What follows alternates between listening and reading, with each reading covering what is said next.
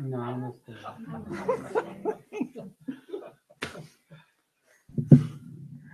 All right, welcome. You know, it would be a lot easier for me if you got gathered together instead of be on the fringes. What in you wants to be on the fringes? Thank you. Thank you. Yeah, that's good. You're still on the fringes. Email about your appointment. Yes. Here, sit there. Eric, go ahead, sit back there in last row. Too many hot ones. Yeah, too many hot ones. And so sweaty. Sit back there. Oh, Yeah. God. Yes. Huh? Yep, right there is good. Now I have you in my net. I can visually include you. Sorry, did you just get here? That's it. All right, welcome. She made it back again. What do you know? Da-da. Star Wars. We are on Crowdcast. The Force is at work. Remind you. Oh, all right. All right. Well, good. I've had a whole series of meetings today, so it's going to take me a few minutes to get into the modality of the work tonight. But can I just remind people? So tonight's Crowdcast, and Thursday night will be Crowdcast here also because we are going out of town for personal reasons on Friday, so there'd be nothing on Saturday. But then we do Tuesday night again Crowdcast because we are leaving for North Carolina. So that works out. So trying to give it all we can. And the first night of the 9-day will be accessed free by anybody who's out there who wants to join in, except for those who've already paid for it. But I think, Tom, I saw the notice. I think Christine has already sent it out. So, yeah.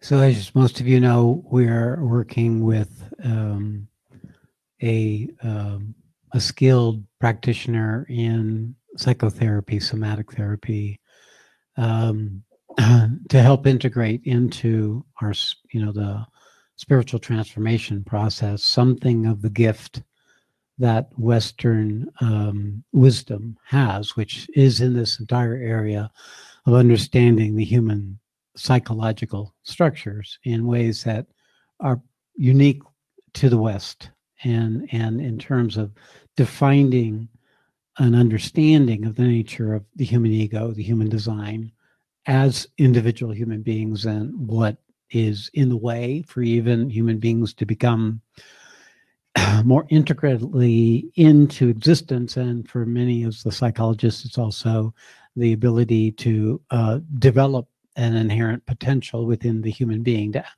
actualize the possibilities all us human beings contain. So this is there in the Western psychology, and it isn't technically spiritual, but I've always appreciated the role psychology has played in the unfoldment of my own life, in going through all the different aspects of my trauma and my upbringing and the structures that had been ruling me, and developing greater and greater capacity to just function in the world effectively, which is what I can say about human psychology. But then there's that relationship to what it is that has come. And I was having a conversation with our consultant on this today, is this interface between the set of skills she brings and what it is that we as a spiritual community and myself as a spiritually awakened, realized being. What is this interface? And what came up for me to share was that what awakened me and what I truly feel is awakening the world is coming out of the work and the teachings of teachers that came at the turn of the 20th century, Sri Aurobindo and Meher Baba, two in particular realized beings, both of who saw that a possibility was descending into the planet for the awakening of mankind, and that there were a new kind of spiritual possibility was opening with that. Not only spiritual, but also human possibility was also concurrently opening with all the technologies of flight and travel and all that we are now taking for granted in all our internet, media, computers, that whole kit and caboodle, is an unfolding of this descent of a possibility for the collective consciousness.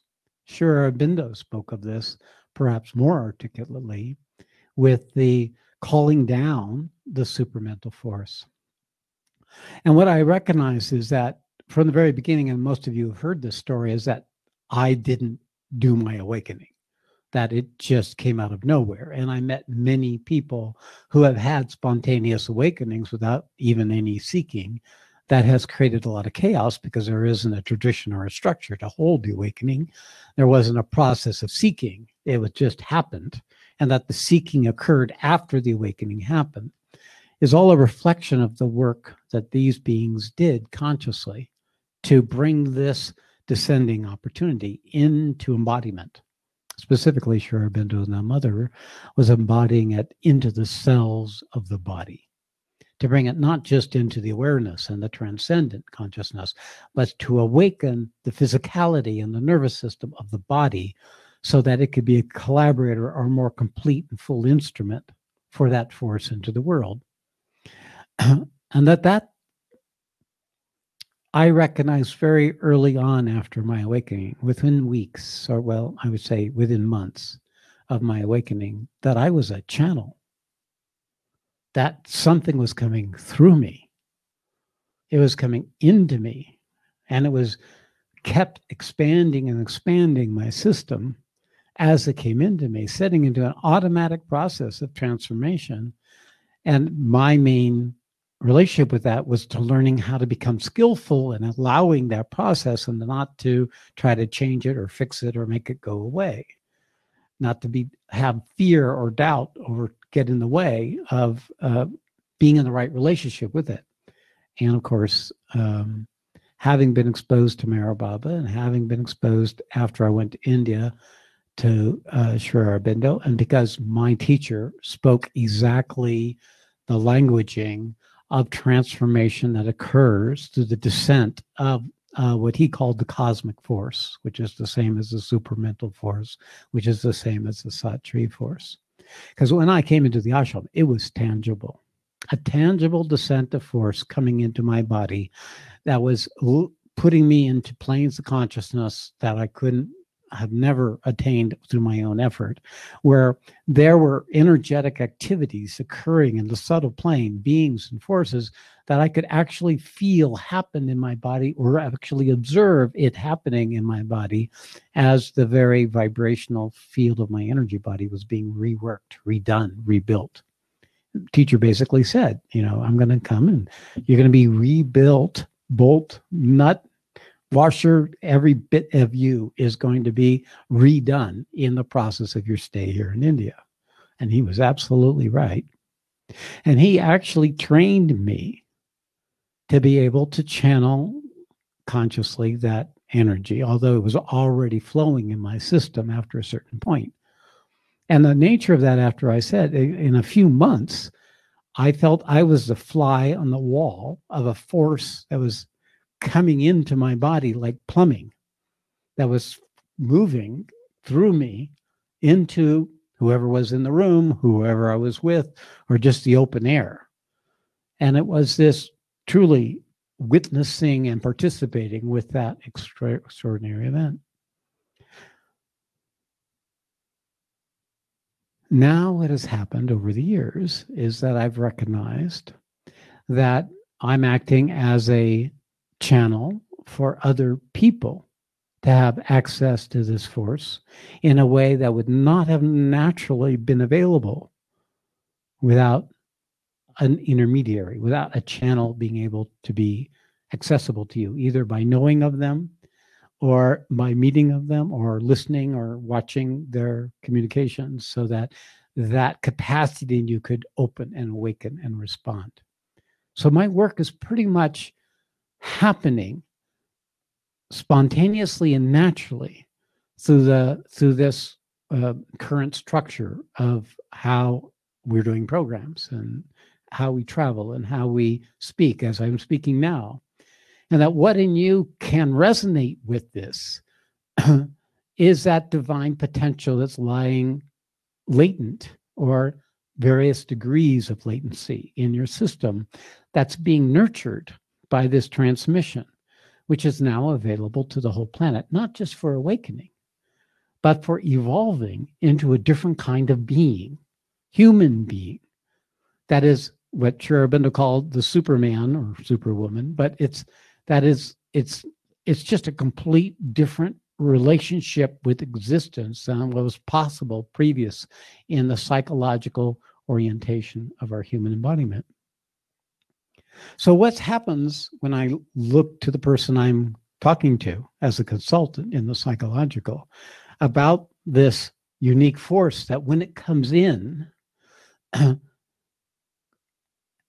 increases the amplitude of your consciousness so much that you can begin to perceive the psychological structures in a way that was not possible before.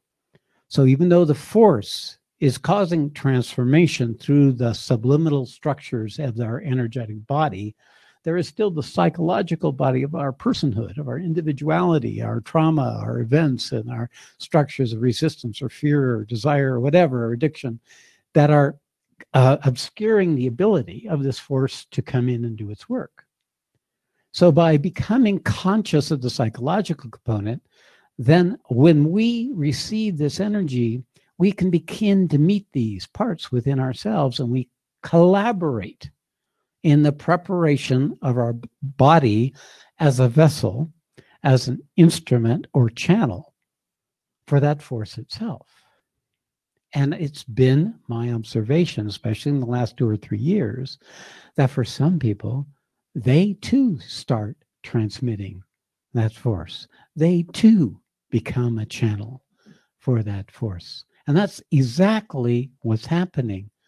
That it is this, it's not my lineage, or it's not Sri Atmananda's lineage, or it's not Sri Aurobindo's or Mirababa's lineage directly. It's a principle that is in the collective consciousness that was there perhaps before human beings, by which this particular time and this particular era, this particular development of the formation of the evolution of mankind is now open to this possibility. Therefore, the very foundational principles of spirituality, traditional spirituality and monasteries and monks and rules and dharmas and all that become less critical. What becomes more critical is your ability to feel the force and to collaborate with it with enough self-awareness of your psychological structure to begin to dismantle those things that you totally previously believed were to be true or real, recognizing that they were temporary construction compensations for the evolving event of being born in a human body and growing up among dysfunctional parents and culture and all that. And I felt that it was in that conversation that I saw something that I hadn't seen before, and it is what's happening right now. It's this part of us that when we can begin to see or articulate something that's already happening, it becomes more real. If we can feel this energy coming in and you can say, oh, that's the Sat force, or that's the supramental force, and you can begin to orient yourself That's what it feels like. Oh, it's coming in through here, or it's coming through my whole body, or it's coming through my heart, or it's creating this response in my body when it comes in. That you empower the reality of that for yourself. That means you make it real and thereby empower your ability to collaborate with that now naturally occurring process. Like there's a new sun in the sky, a new source. Instead of heat and light, it's of truth and love. And that all we need to do is reorient our consciousness to that. And in doing so, open up channels to draw strength and awareness and presence and clarity for ourselves so that we can become instruments and channels for the collective consciousness, for all of mankind. It's also when I notice that people who are capable of doing this, when they come to anybody who has opening for them, existing family members, friends, whatever, they are being affected, even if they're not spiritual seekers, because it isn't about any particular religion or tradition or belief that a person may have. It's totally about the receptivity of their system, physical, vital, mental system, which they may not even know is receptive. And then that force, as it comes through that person, can be felt not only by the person, but they can observe how it's impacting the people that they're interacting with. So when I have people now conducting small groups or holding the space or teaching the Bhagavad Gita who can channel this force comes into the whole room. Now, it might be that in that room, there's only one or two having the receptivity, but they may not even know that that's the receptivity unless the person who is conducting the group can talk about it. Say, oh, okay, that's what I do. In my lineage, I feel this force coming from Satri. And when I'm sitting with all of you, I'm feeling this force coming from me to all of you. So pay attention. Look to see what you're noticing. See if you can feel that within yourself. Some, there's no doubt about it. They can feel it. They can sense it. And others, they don't know what you're talking about. But as the Gita says, don't teach this to those who are not devotees or who do not recognize who I am. That means do not recognize who they are, who have not made the distinction between their ego and their being. Those are the only ones. They're self-regulating, self-selecting in their capacity to receive and include and accept the force. So this is a truly kind of a birth of a new paradigm for the development of life on the planet. So this psychological component I'm bringing in is very useful because when I first began, for me, that's all I needed because I had done a lot of psychological work before my awakening happened. But for many of you, if the psychological work hasn't been happening, then I've observed blocks and resistances, processes, and exaggeration of issues that come out because there is not enough understanding of the who you are, of the content of your personality or languaging that gives you sufficient understanding or recognition of the parts of yourself and how that impacts your ability to be in your body. Because really, this would happen best if you weren't there.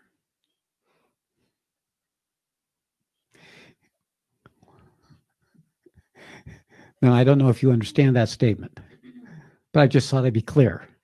When you're not there, this new dawn can happen. When you are there, you have all the problems you have. So this path is about emptying out that in you that you didn't know was there. That's misinterpreting, distorting, taking to its own advantage, resisting or opposing this new dawn. And in the process of you waking up to that part of yourself that doesn't know how to attune to this new dawn, you're opening up space for the rest of humanity to learn to how to do so. Like the 100th monkey, washing sweet potatoes on separate islands. Once one monkey learns to wash the sweet potato, it's a lot more tasty. Suddenly, monkeys on other islands are washing sweet potatoes, noticing they're more tasty. That we're all interconnected. There's when a time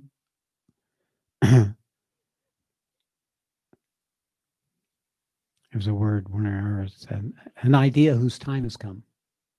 So this new dawn time has come. This new dawn has come. It's been here for generations. But it's not been able to be so articulate as it is today. And as it will continue to be, as each of you begin to wake up to this new paradigm, this new dawn, this new source of radiance, this new current. It's not new, it's always been there, but now it's more accessible in the collective consciousness. And it's actually more accessible to the material embodiment of consciousness of this planet. That literally, it's not just our bodies that are awakening. It's the grass, it's the trees, it's the leaves, it's the insects, it's everything living is now responding to this new dawn, maybe more efficiently than the human being, but the human being system has a much greater capacity than the butterfly or the bird or the fly. It is this unfolding of a new reality.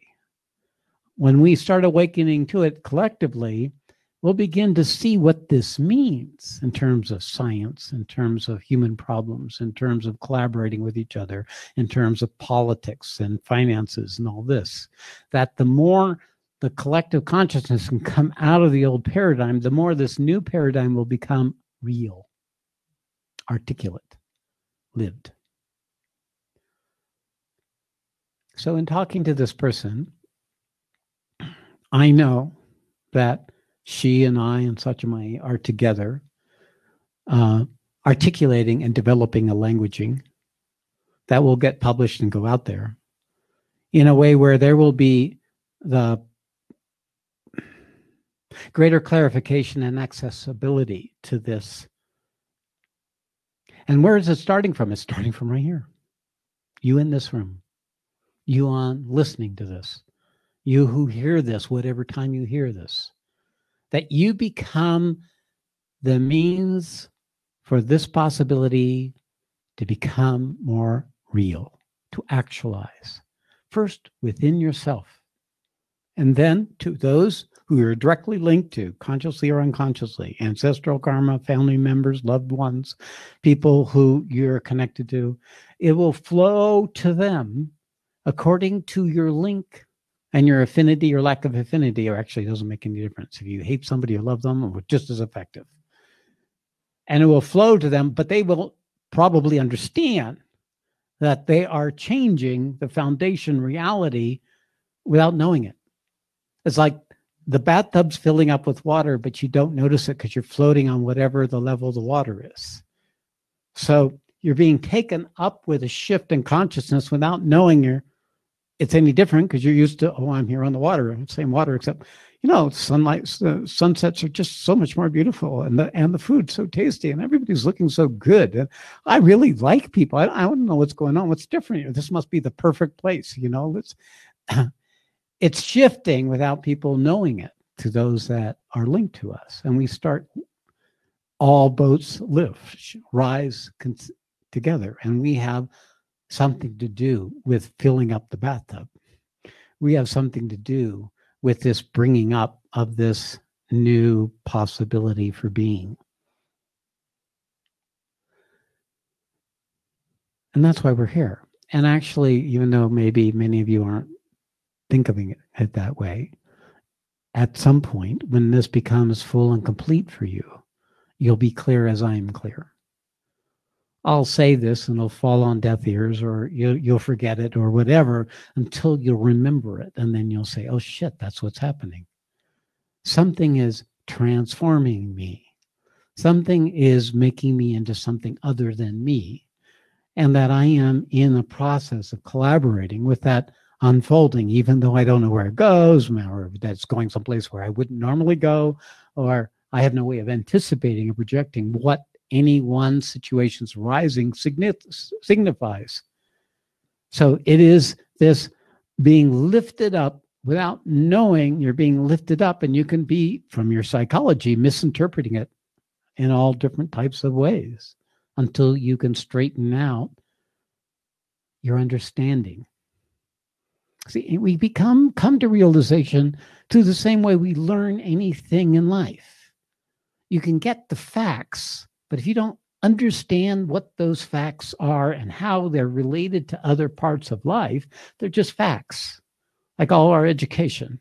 You know, we're talking about the Constitution when you had social science studies. Well, it doesn't become relevant until you have a president who's misusing that structure, and then you can say, "Wow, well, that's what they were talking about." You know, the balancing of the powers of government, the checks and balances of government. That's why we needed it, and it looks like we're in threat. So it's until it becomes relevant, the facts don't mean anything, and then we can understand them and perhaps begin to experience what that means in our lives. So it's the same way with this new dawn. It's the same way with the principles of this force.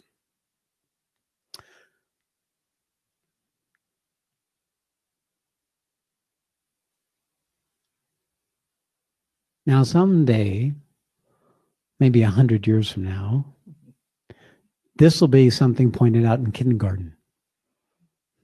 It'll be so self-evident that they'll hardly talk about it. They'll be just engaged in the next level of possibility of life, just like we're engaged in the current possibility of life.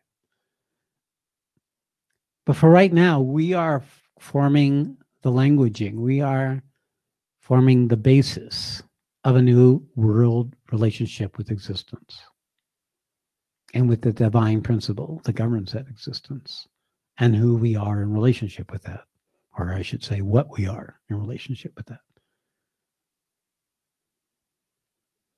Okay, there you go. That's what I want to talk about. Bring this into the room. So now, one of the things that happens is you coming to personal responsibility to your role in this happening, not only for you, but for anybody else in your life who is being affected. And what does responsibility mean? It means you wake up. You wake up from this self-involved, self-centered, selfish, unexamined paradigm that you've defined as real, and you start waking up to the fact that you are the one in charge of how life is showing up for you, and begin to be struggling to find the tools that allows you to come into life in greater responsibility, the ability to respond, because you now know more than you knew before. Like a child doesn't know how to go shopping, as a child doesn't know how to drive a car. You wake up as you grow older in terms of how to function in the world. Well, the same thing happens with spirituality. You wake up to your role in whatever it is that has pulled you to me in this teaching and to this place here in Washoe. And you start consciously looking, how can I collaborate? How can I participate? What in me is still in the way? What in me doesn't understand or recognize? What is still obscuring me so that I can move into a more full and true relationship? And why? Because it feels so damn good to draw on the nectar and the aliveness and the consciousness of this new sun, of this new paradigm, than the old sucking the juice out of rocks. Going to the garbage can for leftover McDonald's food thrown away, which is what most human beings live on. The refuge, bits and pieces, living off of food, not truth or love. Scraps of the divine possibilities.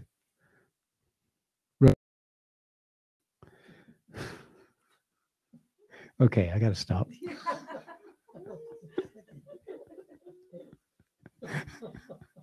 All right. All right. So, if anybody would like to kind of come forward and bring some questions or bring some light from your perspective or bring some inquiry on your part to what this has been for you, are you aware of what you're doing here?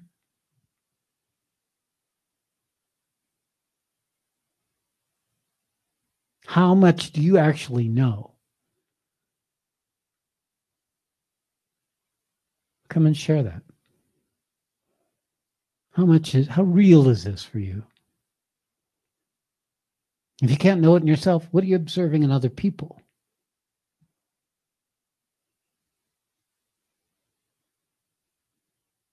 What will you tell the people watching on this broadcast that could help them understand the nature of why you're here? Why are you here? That's a big question. Why are you on the planet? But also, why are you in this room? Why are you watching this broadcast? Okay, Erica. I knew I was going to elicit a response sooner or later. That's okay. Good. So it's a good place No, to I'm start. excited. I'm very, just felt a lot of excitement. I'm back. Yeah, I know. And now you're back. Yes. Good. Mike. Oh, Mike. Yeah, hold it That's right. close. Keep Mike close.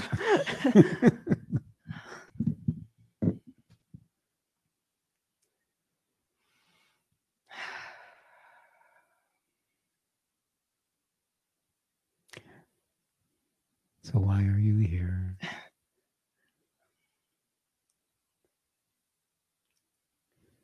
Why am I here?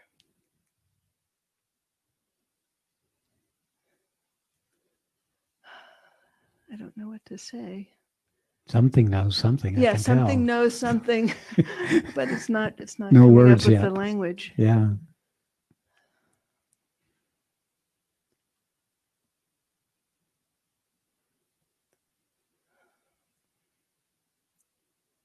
It's ebbing. Yeah, ebbing. you give your whole life over to this, and then Yes. you can't even find the words. I know. Go figure. Yeah. I give my whole life over to this. Yeah, that's thing. right. Yeah, and that's what it is. Yeah. That's what it is. I Completely. gave my whole life over to this thing I can't say. Right. Well. All right. Well, how does that communicate for other people? How does that empower them to move into relationship to this? So that would be also part of the inquiry. If you were going to tell this to someone who says, Erica, I've seen so much change in you. I want to know what's going on. What do you say?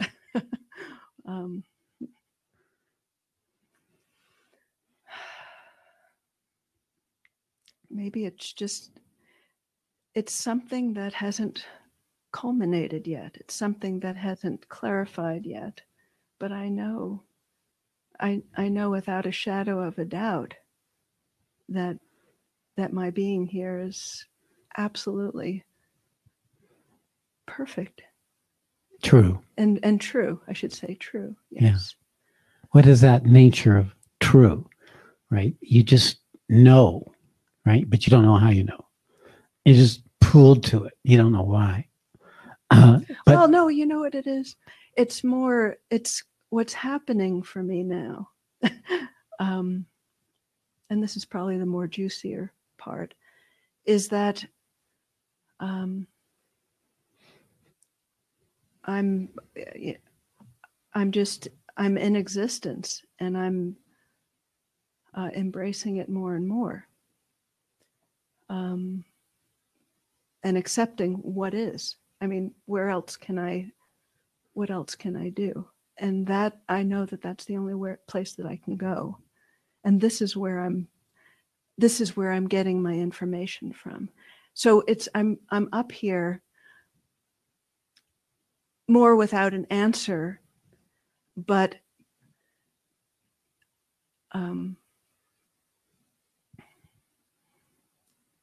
or a clear answer to this question, but it's a start. It's like a picture, like a Polaroid, I guess, kind of coming into focus. Right. You know. It's coming into focus. Yeah. So okay, so then the other question is, what are you noticing is different? Everything. I mean, it's everything. Everything. Okay. You That know, includes, that includes everything. sounds pretty Oh, there are inclusive. people out here. All right. Holy crap. If you had to tell somebody who didn't know anything about it, Yeah. not here in this room. No, I couldn't unless there was a listening. If there was a listening, something would Come forward. come forward, and it would be good. According. So are you different at work? If I was a friend of yours, You are a friend of mine. then what do you notice is different for you when you're at work? So that we're going from why to what?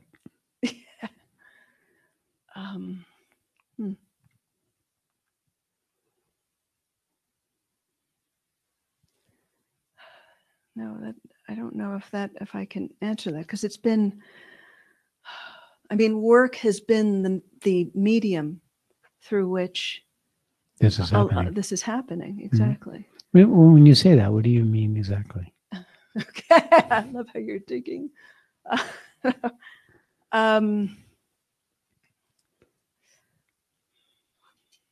You've got 6 things going on at the same time, and you're not doing things well. And there's more coming down the pike, Okay, and you're not ready for it. That sounds like work. Okay. That sounds So like- what's different for you now than in the past? Well, in that circumstance, it would be just the ability to. Yeah, no, I'm talking out of my ass right now. I'm sorry. No, it's okay. You can't talk Yeah. out of your mouth, might as well talk out of your ass. Let's see if we can get some articulation in this, because Yeah. it's very useful. Because Erica, I'm taking you to a place where learning to communicate this is going to be important. Yes. And I'm preparing you for being Yeah. able to So- find the languaging. So the first step is just coming forward to the seat. Okay. You know, hearing the call, Okay. the peel. The who and the what. Exactly. Okay. So that's another version of the who and the what, like, Yeah. or the why and the what. Yeah. Why are you here, and what is different? What is happening that has you be here? You know, this is how we make it real. We make things real when we start teaching it. We start making it real when we start addressing the listening of the person and learning to find the words that match the listening. Now, of course, it's useful if someone's curious and they'll say, okay, well, what are you talking about exactly? And they start probing based on their curiosity, if nothing else. Yes. And then your job is then, okay, what are the words that this person can hear that would give them the sense of what it is that I have found? Right. And it's coming, you know, it has to come from the right, There you go. the right place. Yeah. But All right. So then, anyway, yeah, that's I'm gonna. work on I this. feel. Yeah. Yeah, I just- just wanted to come forward. Really. Good. Well, you came And forward just- with the right thing. You got something to digest. And I do recommend you bring it into your heart, because when it gets here, Yes. it'll bubble forward. Yes. All right. Very good. Yeah. Thank you. Great to see you both. Yeah. Great to see you again.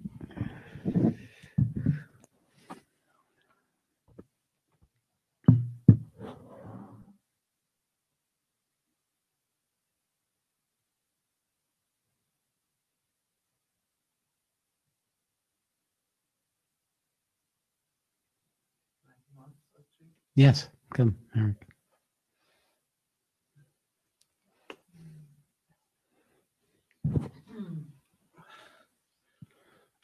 Okay, everyone. Oh, sorry. Tell you what. So usually I like to joke, but I don't feel like joking right now. This is a profoundly, insanely beautiful opportunity for everyone who's listening to these words. I've been here in this community for a year, a little maybe like a year and a half, and I've been associating with other living masters in this life, and he's like my least favorite one, and I'm making the most progress with him than with anyone else. Yeah. So you don't even have to like the guru to benefit from this. But actually now I'm becoming profoundly grateful, and my respect and appreciation for what's happening here at all times is skyrocketing really fast. I feel like what's happening here is like on the forefront of consciousness, like on the planet. The opportunity. And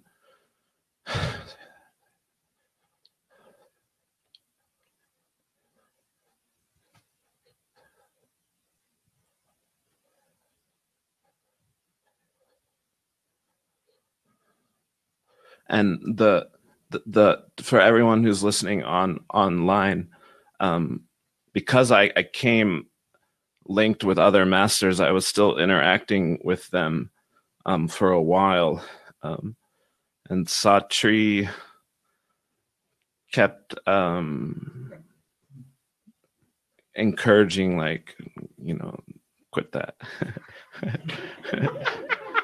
And I just want to tell everyone who's listening, wherever you are in Amsterdam, Sweden, all over, that as soon as I committed to Satri, things sped up so fast. So I still, sometimes inwardly interact with the other beings, but my commitment is to see this through here with Satri, and I just want to tell anyone and everyone, if you don't even have to agree with what he's saying or like what he's saying, but the integrity of what's happening here and the sincerity of his service to humanity is profoundly, divinely impressive. And it inspires, it has the potential, because obviously if somebody has mastered something, you want to take the opportunity to try to master or learn that skill too, but you're also exposed to an energy and a quality of service to mankind that can inspire your own unique expression or languaging, that doesn't have to be the same exact teachings the way Satri does it. I really wanted to come up here not to speak to the people in the room, but for everyone internationally who's watching regularly and tuning in, encouraging, like if you're feeling a pull to this, like the encouragement is to go all in with him, or give him a sincere shot, and like he said earlier, I see the wisdom in why he's encouraging the teacher hopping can serve at a certain point, but for to bring you home, in the end, your energy gets too scattered and it's like dissipating and going in different directions. If you can focus, it doesn't have to be him, it could be a different teacher, but if when you're coming towards the end of your journey, to focus in and simplify and master, a few simple things with one teacher can be much more beneficial than having it scattered between multiple teachers and gurus. The Gita says, think of me always. Think of me only. That me is that one essential reality we all are. So what we're committing to is maybe temporarily an exterior expression of the one principle that I am, that I can recognize in another. And aligning ourselves with that fully, wholeheartedly, we become what we align with. We become what we attend to. We make it real. Who? For who? You. So beautiful, Eric. You want me to be done, or can I say one more thing? Okay, go ahead. All right. You can kick me out when you want. All me. right. I have no problem. He's got. I mean, you two should share some. You find the words, and he finds a lack of Yeah. words, and we could really get a balance here.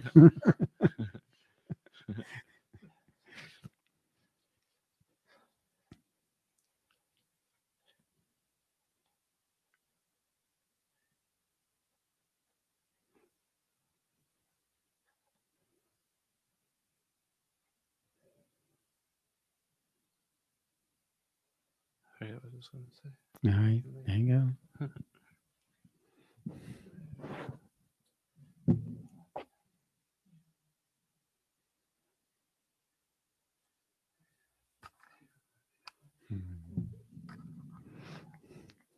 We're all like little suns. We have to go through our collapse, and then the vision happens, and then we become the radiance. So Eric is starting to radiate. Quite beautiful. Thank you, Eric. Come. He walks.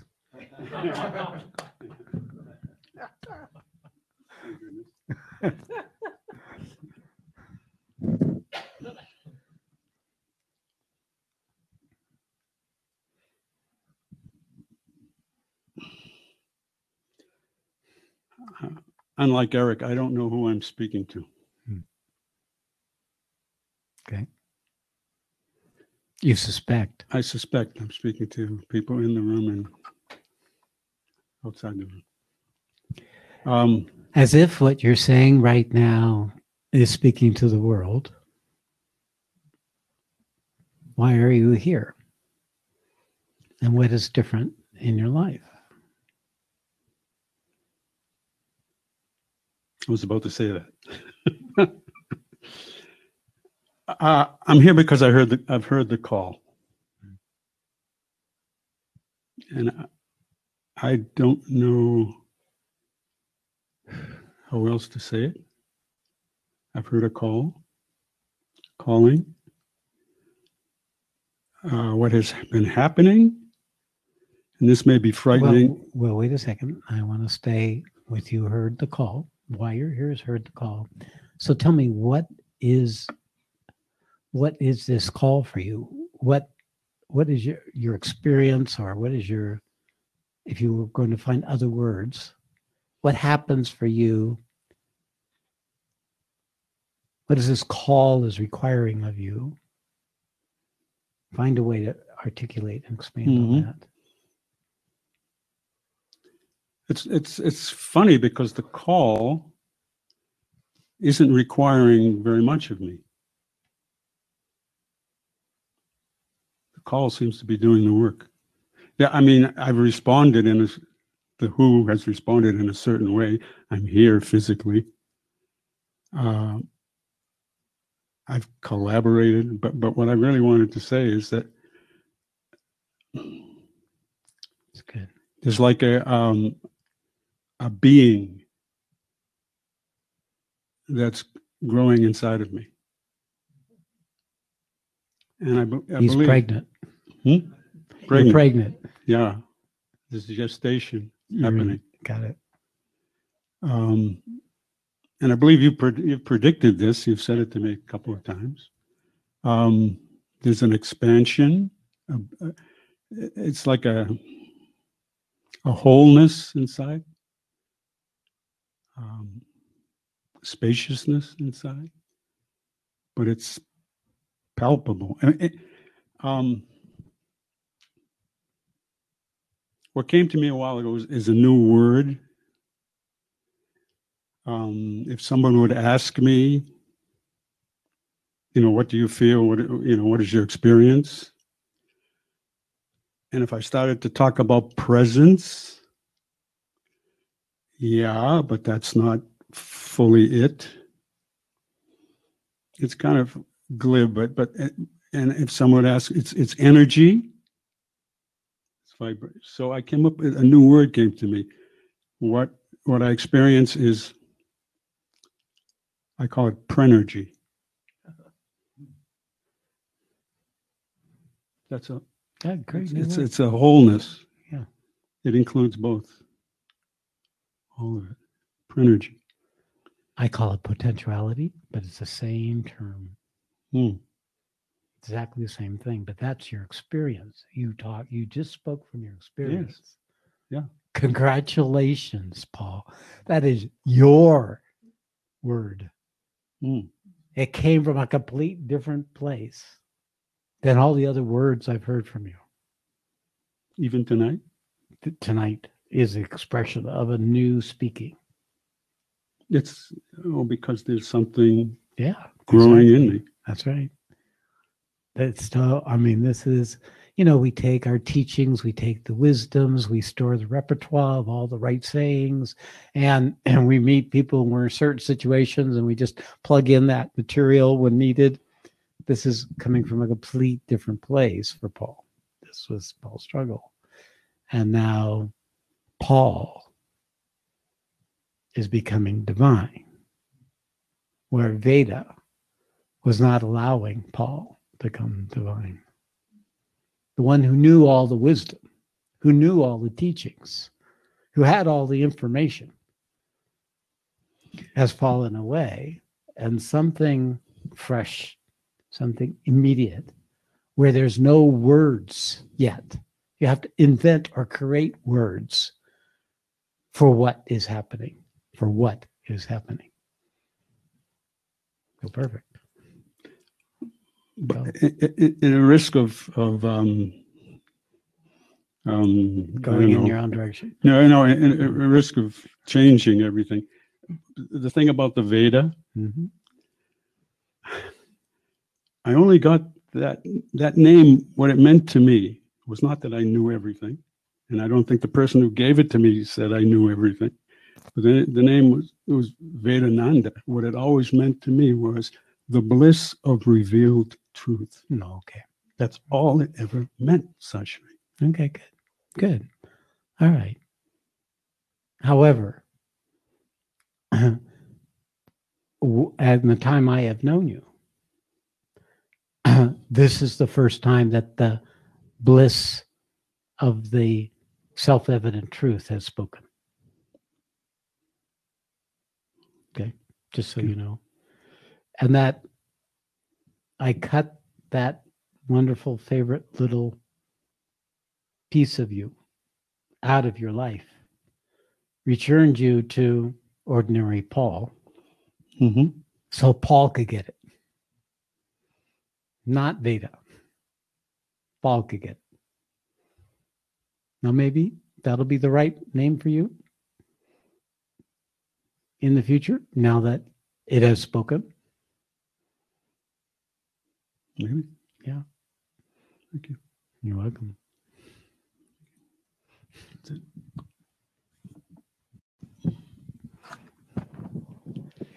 We're ready to give birth or wanting to give birth, but there's something wrong, something blocking it. So what does the surgeon do? He takes that thing out so the baby can complete. So it's the same thing. Something's in the way. Our ego lays claim to every stage of the journey, no matter how true and real it is in our awareness. It's the embodiment that makes all the difference. Evidence of the embodiment is you can't find the words. Body doesn't know how to speak. Has to be a collaboration between the intelligence and the body so that the right words can be found. The direct experiential condition can find the words. And to be there and not have the words is actually like a precondition. It's setting in motion a pressure for the body to start articulating what is happening.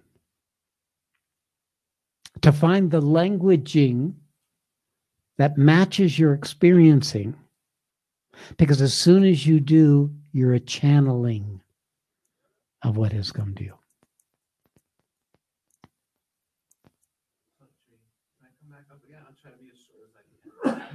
Okay, short as you can. But it's kind of relevant to what you're saying, because the one thing that was hard for me at first was because I had so much other influences. I don't want to use that word, but I prefer different ways of languaging things, and still do, kind of. Yeah. But that was like the biggest issue for my first months here. But it's like the thing I'm most grateful for now, because you didn't have any tradition influences. Like, even though I don't like the way all the time you say things, like, it's yours from direct experience, and the quality of it, like, is what blesses me to come to that same quality within my own being in my own way. It's actually was already there in you, except now there's a greater alignment with you discovering that languaging for yourself. Yeah. Okay. And I'll drop away too. Whatever Satri's influence will also fall away, and it will just be only you. But the one thing, and I'll close and go sit down after this, but it's so profoundly beautiful what he does that's different than most masters. I still love what they do, and what they do is effective, but he's bringing a new opportunity to mankind, like a new opening, a new variety, a new type of flower, to a new bloom. Species. Yeah.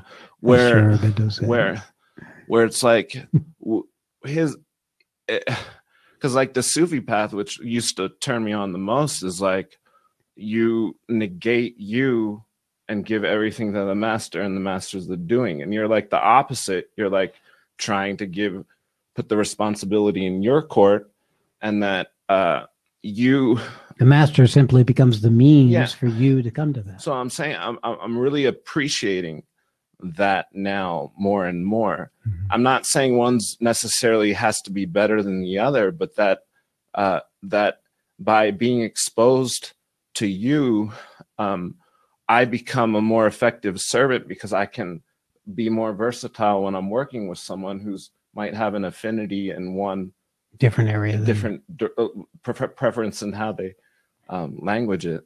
Correct. So the reason I wanted to come up and speak to this to whoever attends these things live is you don't even have to agree with what's being said or like what's being said. Like, if you tap into the depth from where it's coming from, and the sincerity of what it's serving, and get on board with discovering the purpose. Like, and he's real big on purpose, and I soaked that shit up.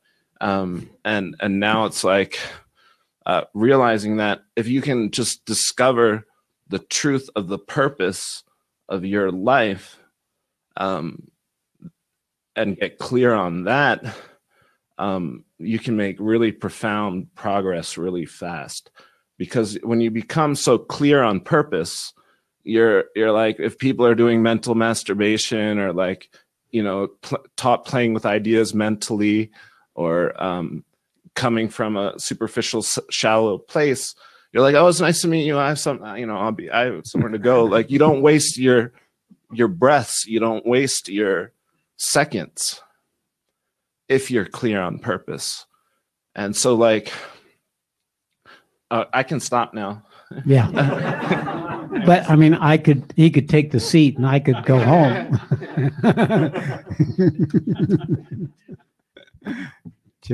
Sure, do you want?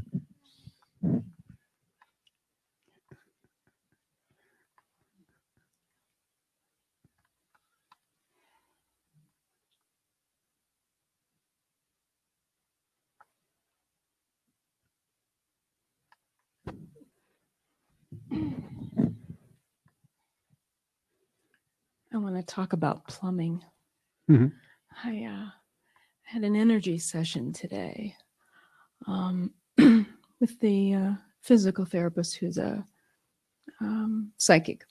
I've been to her before, and I I could feel in my arm, in my hand, I knew there was energetic blockage. And so I went to her today and was less concerned about what she was reporting, and more, I was definitely with what was happening in my body. Her report was, she took me back as far as she could see in the past lives, and simply reported a lot of, she said, I see you were a warrior, and that this arm was mutilated in a couple of lives. And there was a life of witchcraft and darkness. And she said, in one of your warrior lives, you killed many people, and they killed you. And there was a theme where she saw in the past lives where I was either held, bound, and tortured. And she said, you couldn't scream. So one of her takeaways that to me was, you need to voice that. Speak up. Speak up. And some of the things resonated. Most of them did. I would cry or shake, but I was very conscious of, as she was taking me back through the lives, where the energy was running and moving. And the minute I sat down with her, there was a clearing. My energy system responds to her quite well. Good. It's like, I know that she's moving things. So my work with you has been, up to this point, a clearing, a spaciousness, clearing of the mental, relaxing the vital, less reactive, just emptying out. Getting simple. Getting simple. And work has also been the biggest aid in that. So I'm really looking at this next frontier for me. It's about the physical and the Thomas in my system, and working on releasing the blocks, whether it's this lifetime, last lifetime. That doesn't make any difference to me. Because it's here with you now. It's here whatever with that me is. now. Right. So I just wanted to come up because I never come up. Yeah, that's very good. So, Jyotima, you know, the why you're here. Mhm. I am here to give my life to God, to be of service to the consciousness that is coming. I heard the call, and that's all I want to do. I can't imagine doing anything else with my life. What is there to do but this? It's a self-evident truth. So when she speaks this, it's so matter of fact, there's no question. She's been saying this consistently since she's come here. Yes.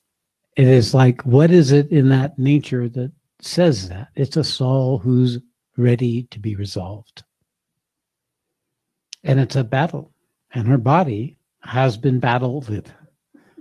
Everything you wouldn't want to happen to your body has happened to her body. Anything that could break has broken. So that the nature of the commitment of why she came here is evident. And the what is already being demonstrated. And the incredible equanimity she has, even as she shares and doesn't speak of yet, she has in the past, of the amount of content that she has had to go here, to go through, to come to this. But in one way, she doesn't need to speak it because the depth of the embodied wisdom speaks itself. So these are the qualities that happen as we align ourselves, is what we become is the what we are, not the who we are. And that quality of presence, that quality of beingness, that quality of the power of our words when we speak becomes self-evident to one who can hear it. Not maybe to someone who's not ready to hear it or doesn't want to hear it, but to one who's ready to hear it. And that's all you want to work with anyway. So she just will be expanding now into the opportunity of communicating what she is through different situations where there is listening, and in the process fulfill her purpose. So there you have it. Thank you. John, how are we doing? Yeah, we're good.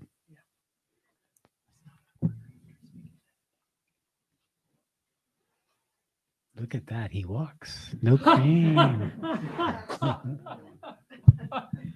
He walks, but he can't talk.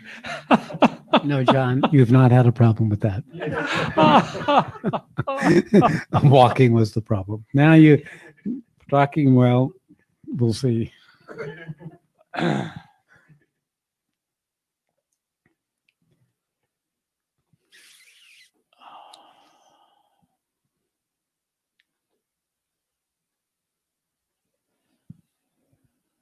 I'm here to refine my heart. I have taken to heart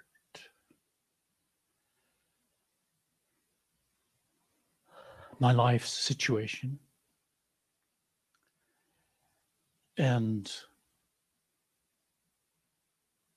I find two things that bolster my faith. The first is facing what is real about my situation and how to deal with it.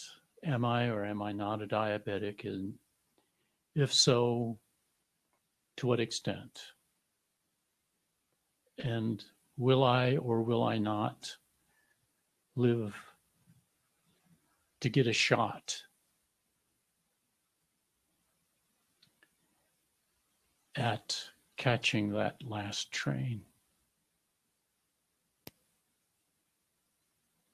So that's the first part, is facing that physically where I am, chronologically where I am, and the uncertainty of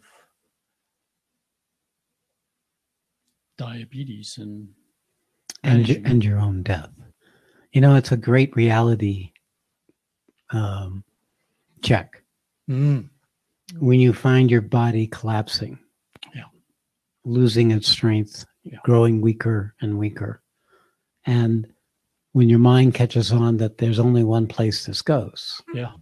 Yeah. And then choosing to take actions that you haven't taken before Yes. in order for the opportunity of the balance of your life Yes. to be enhanced. So just to point it out in case it's not clear, when you discovered the direction of where you were going without paying attention to it, Mm-hmm.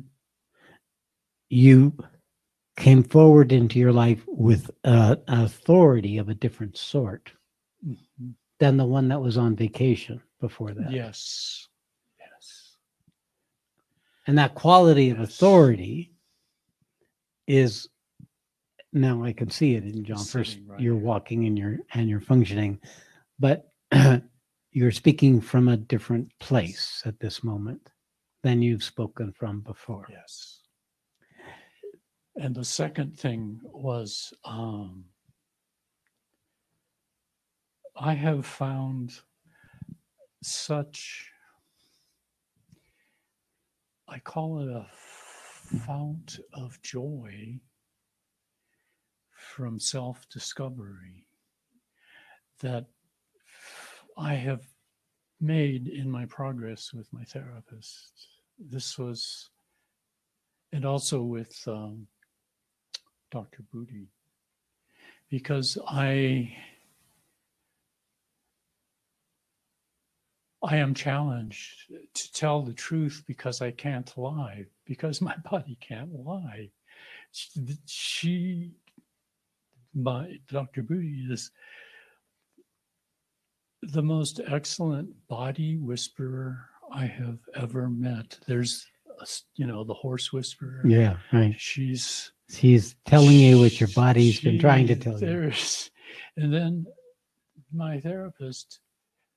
Hold the microphone closer. Okay, and then my therapist is the best listener and the deepest one, with whom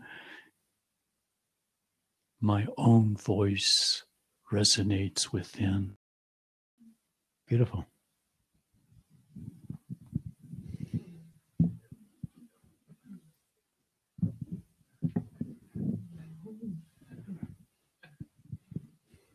Very good, John.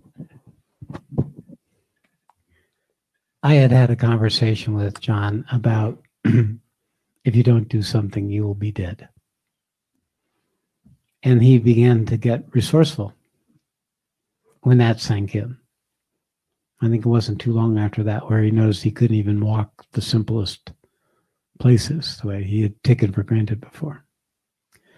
So it's a matter of sometimes when we need to come, we have to reach the bottom of the barrel before we recognize that we have something to do with how life is showing up for us. And then we come forward in responsibility for living our own life and beginning to create it, to bring the effort to come into existence in life in a way that's different than our past, different than what we knew before, with different supports, different resources, different understandings. It becomes then we reinvigorate our existence by that choosing to come more fully into existence. And necessity is eventually the mother of invention. So you either would have invented or you die. That's pretty much necessity. And then he found out he had possibly some degree of diabetes and began to take corrective action, began to seek resource teachings and teachers and structures that could allow him to wake up to what he wasn't awake to. Now, perhaps I was overly patient with John. He's been here a long time. Some people I just recognize that they're going to have to be run over by the bus or hit the wall or fall down the steps by themselves before they're going to get it, because they're not going to be able to hear it. It has to be their own direct experience. It has to be made real. And then they take the action. When Jyotiba could not move either arm and had broken her hip, couldn't feed herself, couldn't do any of the usual human functions just to live each day, she was in necessity. She was going to meet whatever was left in her, no matter if it's 10 lifetimes ago, in this period of her life, to resolve structures that would have kept her consciousness constantly going back into repeating the same pattern of winning and losing, killing and being killed, whatever be the ignorance that we're all unwittingly perpetuating lifetime after lifetime. Obscurities and resistance and denials, which we're keeping in place because we're not engaging in why we're here or what is actually happening. Is it serving? Is it aligned with our purpose?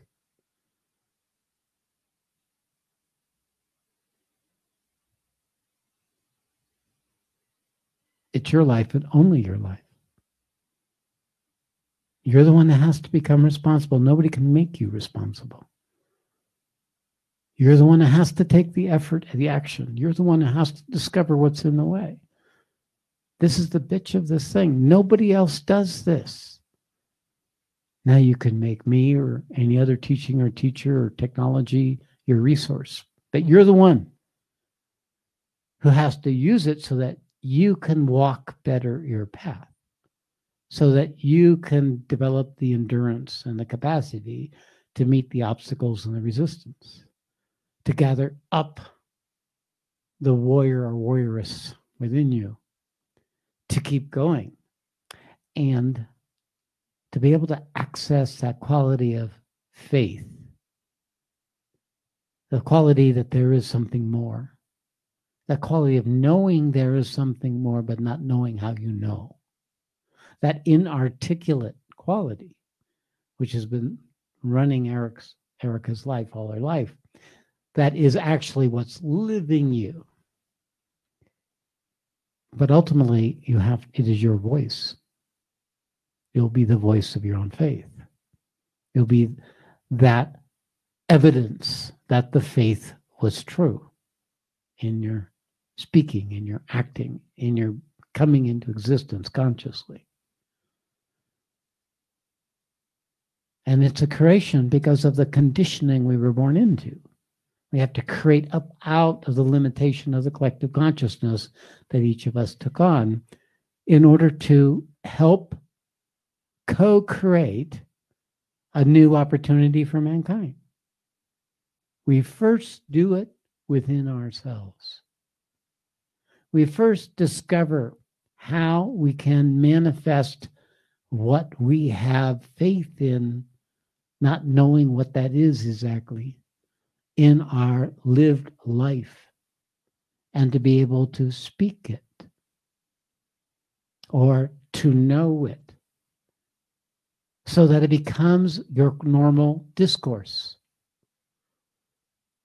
your normal way of being in existence, so that when existence comes to you that says there's something and it knows in their faith something about you that draws them to you, you can respond in a way that can accommodate their listening.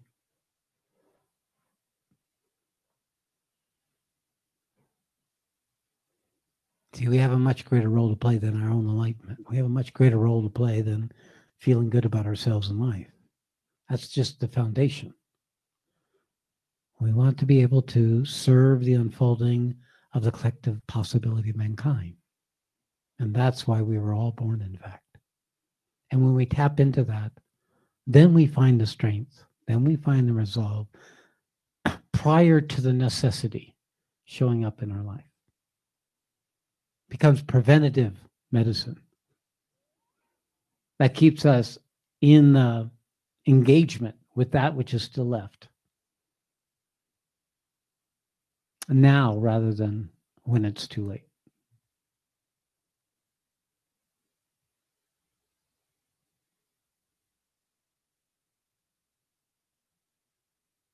Okay, there you have it.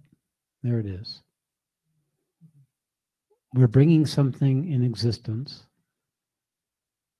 I'm now able to be at the forefront because I can speak it more fully. But I'm only there so that you can walk this. And then someday soon, hopefully, speak it too. Karen? Okay.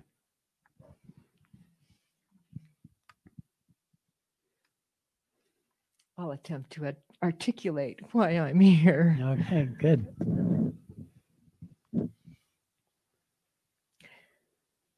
I first heard of Satsang about 2.5 years ago.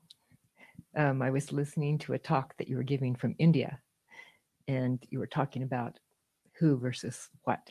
Mm. And that is what I tapped into. It was just your words. And ever since then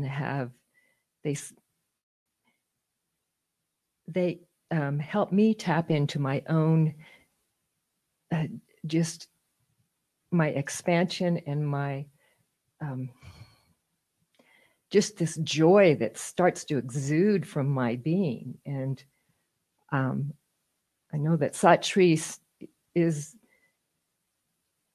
it means that truth manifest, but I feel that's more like love manifest. You speak of truth, but I always feel there's so much more love coming from that's proof. Your embodiment. That's proof of truth manifesting as love. And it brings me to tears. So I'm just attracted to it like a moth to the flame, as you so many times speak of. And it makes me Burn. yeah, and it just the tears well up in my eyes. So I'm trying to articulate it, but it's You're doing beautiful. Keep going, Karen. Yeah. so since I've been here, I've dropped away everything from my previous life.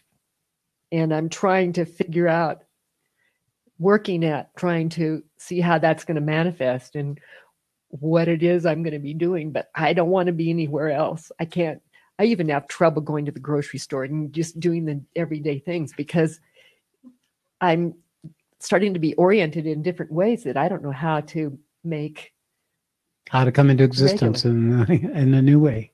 So, yeah, that's how I articulate it right now. That's Why- beautiful. Thank you. It was perfect. Totally Thank you. came from your being. Thank you, Karen. Thank you. Okay, and so it goes for each of you in terms of being able to recognize what the opportunity of our relationship is. So I try to keep speaking to the context. I keep speaking the same teaching, but I do recognize that what's happening now is there's a greater listening. And that greater listening is then making it easier for everyone to get it. The more the listening, it grows through agreement. It grows, it accumulates, it blossoms, it multiplies like a new species that comes into a field of wildflowers, starts taking over the field. This is what's happening. It is a new species coming into existence through this listening. And this is bringing into existence, making real an opportunity that's here, but has perhaps not been as fully spoken, languaged, or demonstrated as it can now be. And there you have it, once again. All right, so let's finish with a meditation.